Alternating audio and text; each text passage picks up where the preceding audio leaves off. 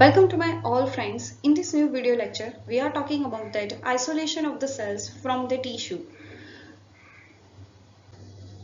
Now, this is an animation like video. First of all, we are taking about the liver. If we are take about the some of that organs for that cell culture, the liver we are given example of that. Then after sectioning from the some of that part of the livers, and then make one type of that cell culture in the Petri plate. How can this possible? Now we are understand about that this whole mechanism which is carried out by the two methods. First of all, the isolation of the methods. This is a one type of the section of the tissue, right? And tissue is contains various types of functionally and morphologically same type of the cells, and these cells, how can they separate out by this method of the isolation? So now we are talking about the isolation methods one by one. Isolation methods, which is divided into the two parts, mechanical as well as enzymatic. Mechanical methods, there are three parts. Okay, first one is that repeating pipetting, passing through the syringe and needle, and the third one is that this is also the part of the mechanical method, not a part of the enzymatic also. Okay, so passing through the सीव यानी कि हम कोई भी cell को पास करेंगे सीव में से, या फिर the passing through the syringe, and third one is the repeating pipetting. This is called the mechanical criteria. This is also find out in the mechanical method, not found out in the enzymatic method, so that note down this mistake. Then after one, enzymatic methods, which is divided into the two parts, warm trypsin and cold trypsin. Now we are talking about in this video lecture the warm trypsin method, and then after another video lecture we are talking about that cold trypsin method. Before we are starting about the warm trypsin method, first of all we are talking about why trypsin, which are using for that enzyme for the isolation of the cell from the tissue. हम trypsin को ही क्यों ले रहे हैं isolation के लिए? Okay, because of that trypsin, it is play a main role for the cell separation. It is a very important, and it is easily available.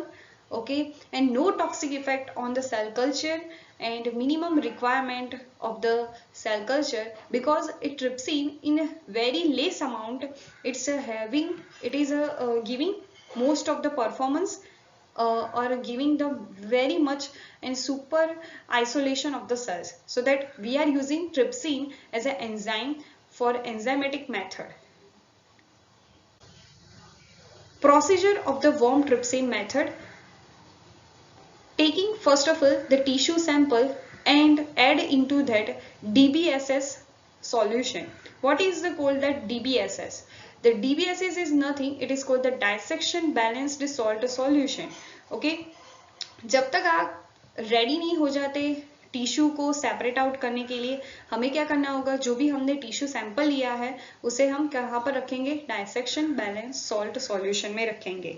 Okay, then after one, chop the tissue by the help of crossed scalpels, then wash up by the resuspension, adding the trypsin and adding to the stirrer flask. जैसे ही हम stirrer flask में उसे add करेंगे उस sample को, तुरंत बाद क्या करना है, add the trypsin, chop the tissue continuously by the help of stirrer, because we are already added into the stirrer flask. Okay, तो हमें कंटिन्यूसली क्या करना होगा, स्टरर को हिलाते जाना है और टिश्यू को चॉप करते जाना है, सो दैट ट्रिप्सिन की हेल्प से और साथ ही साथ मैकेनिकल मेथड के थ्रू भी हम टिश्यू को टिश्यू में से जो भी सेल्स है उसे सेपरेट आउट कर सके. Okay, then after one centrifugation करेंगे हम एवरी 30 मिनट्स तक हम सेंट्रीफ्यूगेशन करेंगे. सेंट्रीफ्यूगेशन से जो भी सुपरनेंट हमें मिलेगा उस सुपरनेंट को अगेन हमें सेंट्रीफ्यूज करेंगे, या फिर ऐसा भी हम कर सकते हैं कि कंटिन्यूसली हम स्टर कर रहे हैं, तो देन आफ्टर 30 सेकंड्स के बाद हमें क्या करना होगा, स्टरर को बंद करना होगा, स्टरर को हिलाना बंद करेंगे, तब जाकर क्या होगा कि टिश्यू जो है, टिश्यू में से कुछ सेल्स जो है वो क्या हो जाएंगे, सस्पेंड हो जाएंगे, यानी कि फ्लास्क के नीचे बैठ जाएंगे। अभी मैं आपको दिखाऊंगी नेक्स्ट स्लाइड में उसका पिक्चर। ओके, तो सस्पेंड होगे सेल्स, और ऊपर क्या होगा, सुपरनेंट। ओके, उस सुपरनेंट को हमें कलेक्ट करना है एक ट्यूब में, और उस ट्यूब को स्टोर करना है आइस में। ओके, और देन आफ्टर चेक करेंगे हम viability of the cells, cell की वायबिलिटी क्या है। सुपरनेंट पर हमें क्या मिला होगा, बहुत ही ज्यादा जो सेल्स है वो सुपरनेंट पर मिले होंगे। ओके, और जो टिश्यू है अभी भी टिश्यू ही रही है, तो वो कहाँ पर होगी, पैलेट, यानी कि सस्पेंडेड हुई होगी।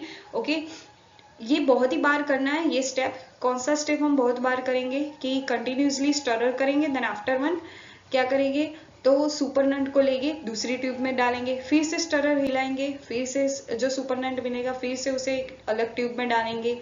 ऐसा करते जाना है तो हमें क्या मिलेगा, फुल्ली आइसोलेटेड सेल्स मिलेंगे, और उसकी वायबिलिटी हम चेक करेंगे थ्रू ट्राइफान ब्लू स्टेन से। ओके, ट्राइफान ब्लू स्टेन एक ऐसा स्टेन है कि जिसमें क्या होता है कि ट्राइफान ब्लू जो स्टेन है वो प्लाज्मा मेम्ब्रेन के अंदर जा नहीं सकता। मैं बात कर रही हूँ वायबल सेल की। ओके, यानी कि जो लिविंग सेल है, अभी लाइव है, ओके, उस सेल में प्लाज्मा मेम्ब्रेन जो है वो ट्राइफान ब्लू स्टेन को अंदर नहीं जाने देती, सो दैट हमें जो लिविंग सेल्स है वो हमें कैसे दिखेंगे, कलरलेस दिखेंगे। Okay, but if we are talking about the death cells, okay, तो उसकी जो प्लाज्मा मेम्ब्रेन है वो क्या हो जाएगी, परमीएबल हो जाएगी। Then after trypan blue which enters to the cells and cell become a blue. Okay, so that हम क्लियरली ऑब्जर्व कर पाएंगे माइक्रोस्कोपिकली कि ये कलरलेस सेल्स है, यानी कि हमें फुल्ली ऐसा ग्रोथ मिला है कि सभी सेल्स जो है वो वायबल है। ओके, यानी कि वो लिविंग है, जिंदा है। ओके, और अगर ब्लू सेल्स अगर हमें ज्यादा मिले हैं, means that it indicates that most of the cells are die, तो ये जो हमने कल्चर बनाया वो किसी काम का नहीं है। Okay, let us about talking about by the help of diagram. You can see that this is a tube. They collect the tissue sample by the help of DBSS, and then after chop the tissues by the help of scalpels, then after wash the resuspension, and then after added into the stirrer flask, stirring continuously, and every 30 minutes stirrer की जो stirrer जो कर रहे थे वो हमें क्या करना है, बंद कर देना है। Then allow to remaining the tissue pieces to the settle down, tissue को सेटल डाउन कर देना है। ओके, जो भी सुपरनेंट प्राप्त हुआ है हमें, उसमें क्या हो गए, हमारे सेल्स हो गए, तो उस सेल को एक अलग ट्यूब में डाल देना है, और उस ट्यूब को एक आइस के अंदर डालना है। ओके, मान लीजिए कि फर्स्ट ऑफ ऑल मैंने यहाँ पर एक बीकर लिया है, और उसके बाद यहाँ पर मैं आइस ले रही हूँ, और उसके बाद एक ट्यूब है, उस ट्यूब में मैं अपना जो सुपरनेंट है वो कलेक्ट कर दी जा रही हूँ। ओके, और उस दोनों सुपरनेंट ट्यूब में हमारे एक स्टेन होगा जिस is called that trypan blue. Okay, trypan blue से हमें एक क्या मिलेगा, एक ट्राइफान ब्लू से हमें एक चेकिंग मिलेगी कि ये जो सेल्स है वो वायबल है या नॉन वायबल है। Okay, then after this is a result कि ये वायबल सेल्स है और this is a non viable cells है। ओके,